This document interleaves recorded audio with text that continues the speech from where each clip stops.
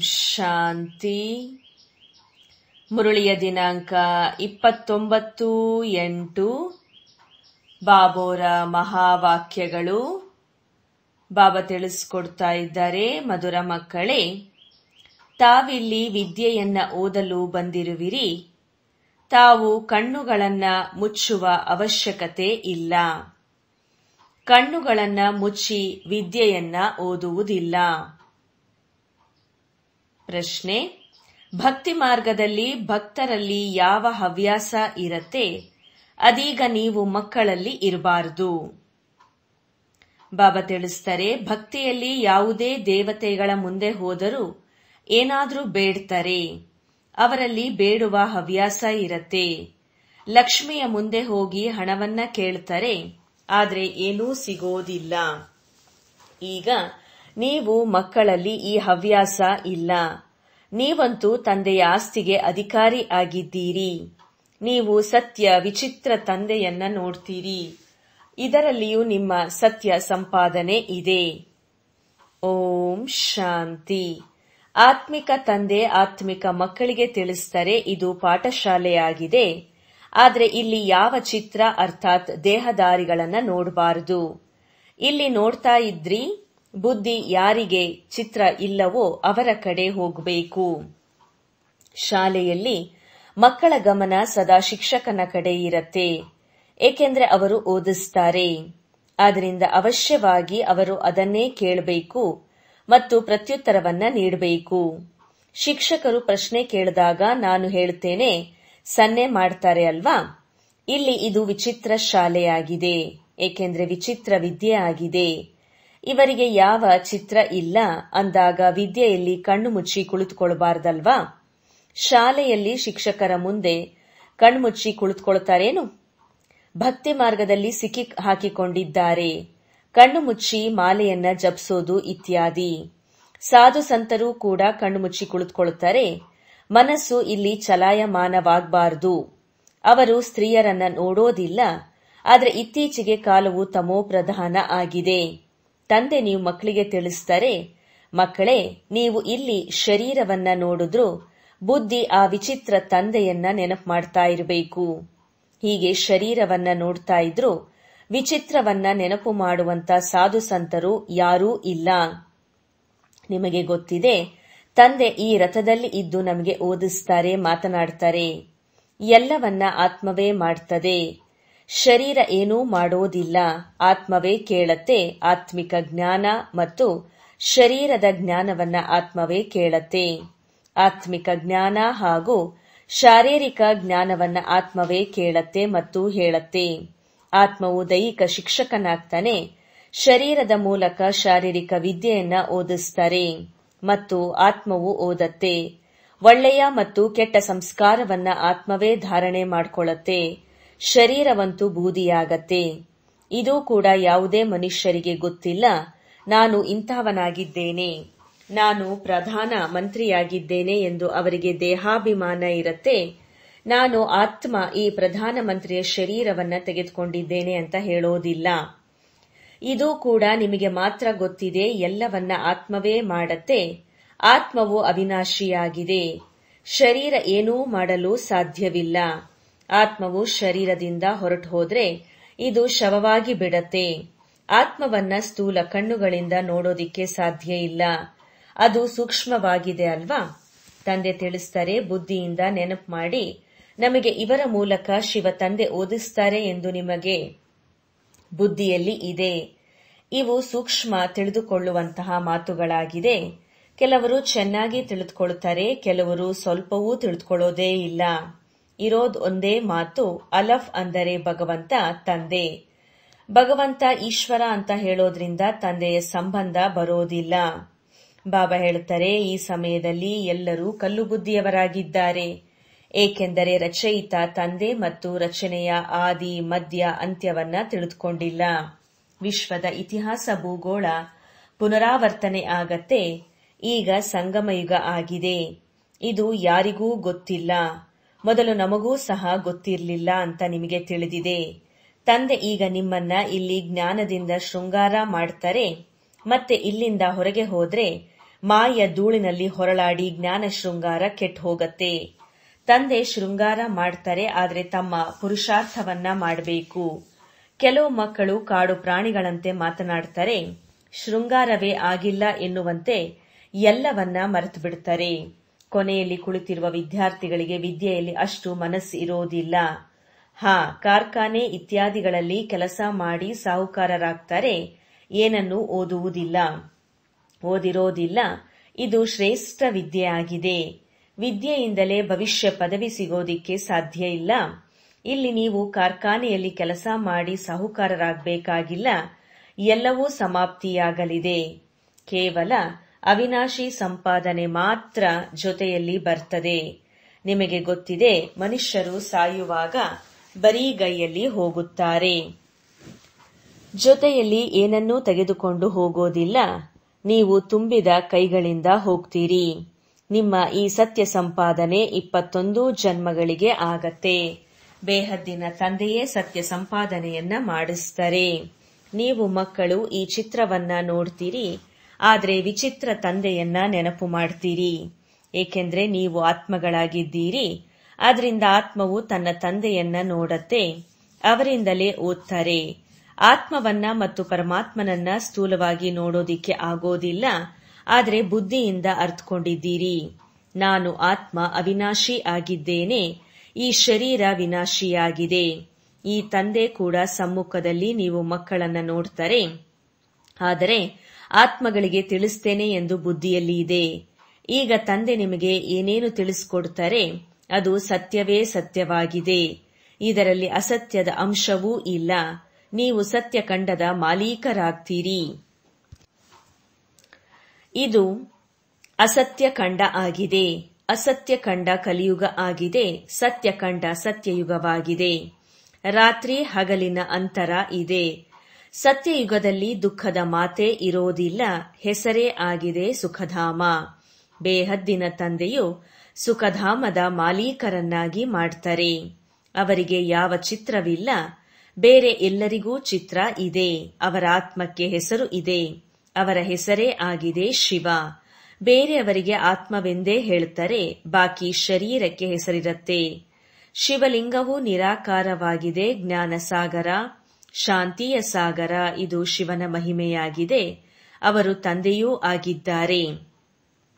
ಅಂದ ಮೇಲೆ ಅವರಿಂದ ಅವಶ್ಯವಾಗಿ ಆಸ್ತಿ ಸಿಗತ್ತೆ. ಬಾಬಾ ತಿಳಿಸ್ತಾರೆ, ರಚನೆಗೆ ರಚನೆಯಿಂದ ಆಸ್ತಿ ಸಿಗೋದಿಲ್ಲ. ಆಸ್ತಿಯನ್ನ ರಚಯಿತ ತಂದೆ ಮಕ್ಕಳಿಗೆ ಕೊಡ್ತಾರೆ. ತಮ್ಮ ಮಕ್ಕಳಿದ್ದರೂ ಸೋದರನ ಮಕ್ಕಳಿಗೆ ಆಸ್ತಿ ಕೊಡ್ತಾರೇನು? ಈ ಬೇಹದ್ದಿನ ತಂದೆ ಸಹ ತಮ್ಮ ಬೇಹದ್ದಿನ ಮಕ್ಕಳಿಗೆ ಕೊಡ್ತಾರೆ. ಇದು ಬೇಹದ್ದಿನ ವಿದ್ಯೆಯಾಗಿದೆ ಅಲ್ವೇ? ಹೇಗೆ ವಿದ್ಯೆಯಿಂದ ಮನುಷ್ಯರು ಬ್ಯಾರಿಸ್ಟರ್ ಇತ್ಯಾದಿ ಆಗ್ತಾರೆ, ಅಲ್ಲಿ ಓದಿಸುವವರ ಜೊತೆ ಮತ್ತು ವಿದ್ಯೆಯ ಜೊತೆ ಯೋಗ ಇರತ್ತೆ. ಇಲ್ಲಿ ಓದಿಸುವವರು ವಿಚಿತ್ರ ತಂದೆಯಾಗಿದ್ದಾರೆ. ನೀವಾತ್ಮಗಳೂ ಕೂಡ ವಿಚಿತ್ರವಾಗಿದ್ದೀರಾ. ತಂದೆ ಹೇಳ್ತಾರೆ, ನಾನು ನೀವಾತ್ಮರಿಗೆ ಓದಿಸ್ತೇನೆ. ನಮಗೆ ತಂದೆ ಓದಿಸ್ತಾ ಇದ್ದಾರೆ ಎಂದು ನೀವು ಸಹ ತಿಳ್ಕೊಳ್ತೀರಿ. ಒಂದೇ ಬಾರಿ ಬಂದು ಓದಿಸ್ತಾರೆ. ಓದುವುದು ಆತ್ಮವೇ ಅಲ್ವೇ? ಸುಖ ದುಃಖವನ್ನ ಆತ್ಮವೇ ಭೋಗಿಸತ್ತೆ, ಆದ್ರೆ ಶರೀರದ ಮೂಲಕ. ಆತ್ಮ ಹೊರಟು ಹೋದ್ರೆ ಮತ್ತೆ ಈ ಶರೀರವನ್ನ ಎಷ್ಟಾದ್ರೂ ಹೊಡೆಯಿರಿ, ಮಣ್ಣಿಗೆ ಹೊಡೆದಂತೆ. ಆದ್ದರಿಂದ ತಂದೆ ಬಾರಿ ಬಾರಿಗೆ ತಿಳಿಸ್ತಾರೆ. ತಮ್ಮನ್ನ ಆತ್ಮ ಅಂತ ತಿಳಿದು ತಂದೆಯನ್ನ ನೆನಪು ಮಾಡಿ. ತಂದೆಗೆ ಗೊತ್ತಿದೆ, ನಂಬರ್ ವಾರ್ ಆಗಿ ಎಲ್ಲರೂ ನೆನಪು ಮಾಡ್ತಾರೆ. ಕೆಲವರಂತೂ ಸಂಪೂರ್ಣ ಮಂದ ಬುದ್ಧಿಯವರಾಗಿದ್ದಾರೆ, ಏನನ್ನೂ ತಿಳಿದುಕೊಂಡಿಲ್ಲ. ಜ್ಞಾನವಂತೂ ಬಹಳ ಸಹಜ ಇದೆ. ಇದನ್ನ ಕುರುಡರು, ಕುಂಟರು, ಮೂಕರೂ ಸಹ ತಿಳಿದುಕೊಳ್ಳಬಹುದಾಗಿದೆ. ಏಕೆಂದ್ರೆ ಇದನ್ನ ಆತ್ಮಕ್ಕೆ ತಿಳಿಸಲಾಗ್ತದೆ. ಆತ್ಮ ಕುರುಡ ಕುಂಟ ಆಗೋದಿಲ್ಲ, ಶರೀರವಿರತ್ತೆ. ತಂದೆ ಎಷ್ಟು ಚೆನ್ನಾಗಿ ತಿಳಿಸ್ತಾರೆ. ಆದರೆ ಭಕ್ತಿ ಮಾರ್ಗದಲ್ಲಿ ಕಣ್ಣು ಮುಚ್ಚಿ ಕುಳಿತುಕೊಳ್ಳುವ ಹವ್ಯಾಸ ಆಗಿರೋದ್ರಿಂದ ಇಲ್ಲಿಯೂ ಕಣ್ಣನ್ನ ಮುಚ್ಚಿ ಕುಳಿತುಕೊಳ್ಳುತ್ತಾರೆ, ಮದವೇರಿದವರಂತೆ. ತಂದೆ ತಿಳಿಸ್ತಾರೆ, ಕಣ್ಣುಗಳನ್ನ ಮುಚ್ಚಬೇಡಿ. ಸಮ್ಮುಖದಲ್ಲಿ ನೋಡ್ತಾ ಇದ್ರು ಬುದ್ಧಿಯಿಂದ ತಂದೆಯನ್ನ ನೆನಪು ಮಾಡಿ. ಆಗಲೇ ವಿಕರ್ಮ ವಿನಾಶ ಆಗತ್ತೆ. ಎಷ್ಟು ಸಹಜವಾಗಿದೆ. ನಮಗೆ ನೆನಪು ಮಾಡಲು ಆಗ್ತಾ ಇಲ್ಲ ಅಂತ ಹೇಳ್ತಾರೆ. ಅರೆ, ಲೌಕಿಕ ತಂದೆ ಯಾರಿಂದ ಕ್ಷಣಿಕವಾದ ಆಸ್ತಿ ಸಿಗತ್ತೆ ಅವರನ್ನ ಸಾಯುವ ತನಕ ನೆನಪು ಮಾಡ್ತೀರಿ. ಇವರು ಎಲ್ಲಾ ಆತ್ಮಗಳ ಪಾರಲೌಕಿಕ ತಂದೆಯಾಗಿದ್ದಾರೆ, ಅವರನ್ನು ನೀವು ನೆನಪು ಮಾಡಲು ಆಗುವುದಿಲ್ಲವೇ? ಓ ಗಾಡ್ ಫಾದರ್, ನನ್ನನ್ನು ಮಾರ್ಗದರ್ಶಕರಾಗಿರಿ ಅಂತ ಹೇಳಿ ತಂದೆನ ನೀವು ಕರಿತೀರಿ. ವಾಸ್ತವದಲ್ಲಿ ಈ ರೀತಿ ಹೇಳೋದು ತಪ್ಪಾಗಿದೆ. ತಂದೆ ಕೇವಲ ಒಬ್ಬರಿಗೆ ಮಾರ್ಗದರ್ಶಕರಾಗಿಲ್ಲ, ಅವರು ಬೇಹದ್ದಿನ ಮಾರ್ಗದರ್ಶಕರಾಗಿದ್ದಾರೆ. ಒಬ್ಬರಷ್ಟೇ ಬಿಡುಗಡೆ ಮಾಡೋದಿಲ್ಲ. ತಂದೆ ತಿಳಿಸ್ತಾರೆ, ನಾನು ಬಂದು ಎಲ್ಲರ ಸದ್ಗತಿ ಮಾಡ್ತೇನೆ. ನಾನು ಬಂದಿರುವುದೇ ಎಲ್ಲರನ್ನ ಶಾಂತಿಧಾಮಕ್ಕೆ ಕಳಿಸಲು. ಅಂದಾಗ ಇಲ್ಲಿ ಬೇಡುವ ಅವಶ್ಯಕತೆ ಇಲ್ಲ. ಬೇಹದ್ದಿನ ತಂದೆಯಲ್ವೇ? ಅವರಂತೂ ಸೀಮಿತದಲ್ಲಿ ಬಂದು, ಹೇ ಪರಮಾತ್ಮ, ನನಗೆ ಸುಖ ಕೊಡು, ದುಃಖ ದೂರ ಮಾಡು, ನಾವು ಪಾಪಿ ನೀಚರಾಗಿದ್ದೇವೆ, ತಾವು ದಯೆ ತೋರಿಸಿ ಅಂತ ಹೇಳುತ್ತಾರೆ. ನಾನಂತೂ ಬೇಹದ್ದಿನ ಹಳೆಯ ಸೃಷ್ಟಿಯನ್ನ ಹೊಸದನ್ನಾಗಿ ಮಾಡಲು ಬಂದಿದ್ದೇನೆ. ಹೊಸ ಸೃಷ್ಟಿಯಲ್ಲಿ ದೇವತೆಗಳಿರ್ತಾರೆ. ನಾನು ಪ್ರತಿ 5000 ವರ್ಷಗಳ ನಂತರ ಬರ್ತೇನೆ. ಯಾವಾಗ ನೀವು ಪೂರ್ಣ ಪತಿತರಾಗ್ತೀರಿ. ಇದು ಅಸುರಿ ಸಂಪ್ರದಾಯದವರಾಗಿರ್ತದೆ. ಸತ್ಯವನ್ನ ಹೇಳುವಂತ ಸದ್ಗುರು ತಂದೆಯೊಬ್ಬರೇ ಆಗಿದ್ದಾರೆ. ಅವರು ತಂದೆಯೂ ಆಗಿದ್ದಾರೆ, ಶಿಕ್ಷಕನೂ ಆಗಿದ್ದಾರೆ, ಸದ್ಗುರು ಕೂಡ ಆಗಿದ್ದಾರೆ. ತಂದೆ ತಿಳಿಸ್ತಾರೆ, ಈ ಮಾತೆಯರು ಸ್ವರ್ಗದ ಬಾಗಿಲನ್ನ ತೆರೆಯುವವರಾಗಿದ್ದಾರೆ. ಸ್ವರ್ಗದ ಹೆಬ್ಬಾಗಿಲು ಎಂದು ಬರೆಯಲಾಗಿದೆ. ಆದರೆ ಇದನ್ನೂ ಕೂಡ ಮನುಷ್ಯರು ತಿಳಿದುಕೊಂಡಿಲ್ಲ. ನರಕದಲ್ಲಿ ಬಿದ್ದಿದ್ದಾರೆ. ಆದ್ದರಿಂದ ಕರೀತಾರೆ. ಈಗ ತಂದೆ ನಿಮಗೆ ಸ್ವರ್ಗಕ್ಕೆ ಹೋಗುವ ದಾರಿಯನ್ನ ತಿಳಿಸಿಕೊಡ್ತಾರೆ. ಮಕ್ಕಳೇ, ನಾನು ಪತಿತರನ್ನ ಪಾವನರನ್ನಾಗಿ ಮಾಡಲು ಹಿಂತಿರುಗಿ ಕರೆದುಕೊಂಡು ಹೋಗಲು ಬಂದಿದ್ದೇನೆ.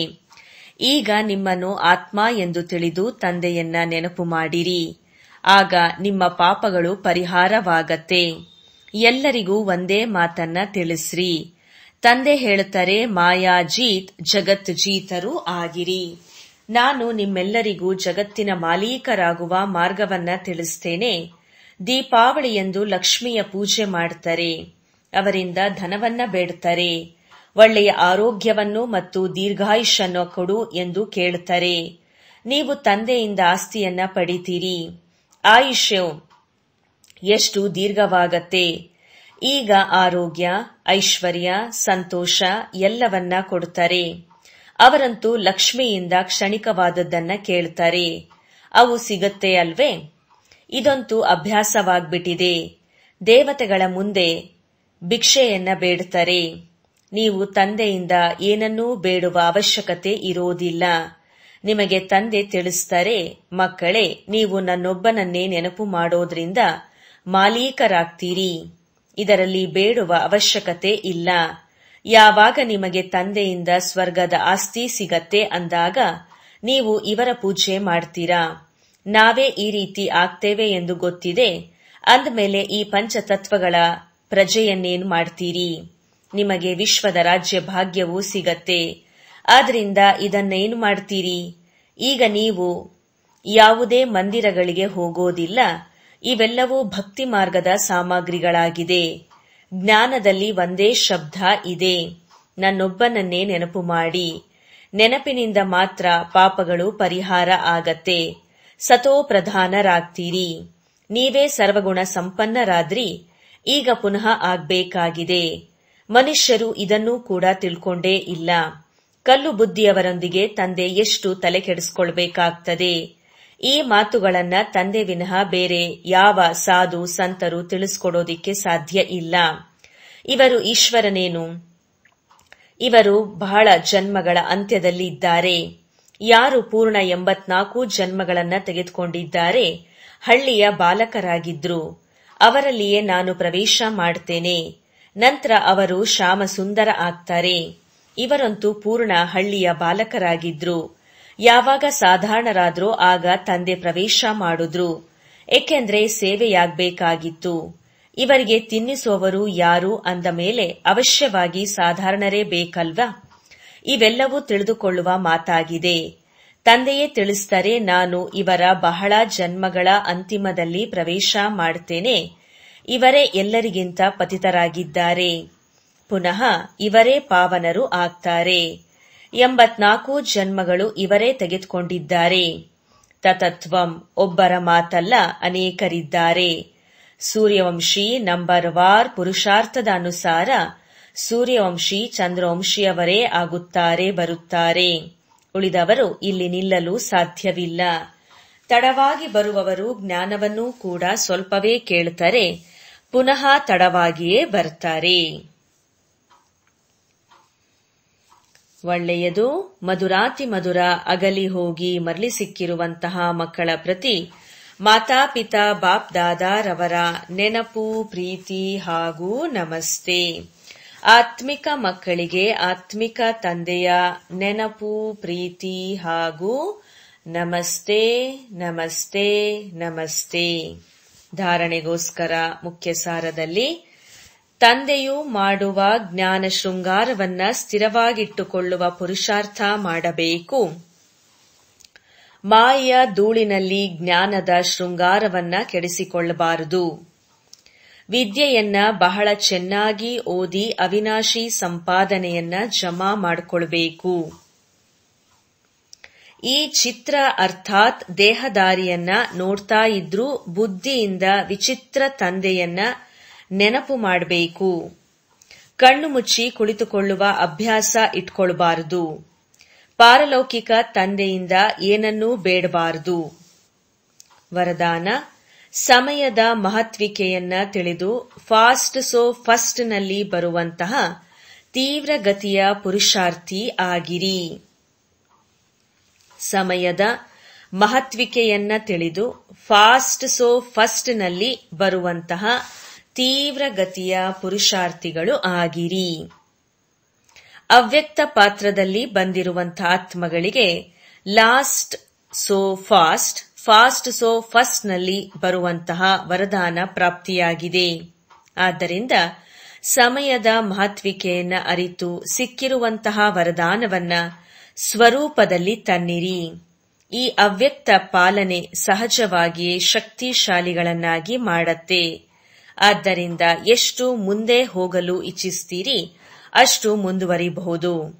ಬಾಪ್ದಾದ ಮತ್ತು ನಿಮಿತ್ತ ಆತ್ಮಗಳಿಂದ ಸರ್ವರ ಪ್ರತಿ ಸದಾ ಮುಂದೆ ಹಾರಲು ಆಶೀರ್ವಾದ ಇರುವ ಕಾರಣ ತೀವ್ರ ಗತಿಯ ಪುರುಷಾರ್ಥದ ಭಾಗ್ಯ ಸಹಜವಾಗಿ ದೊರಕಿದೆ.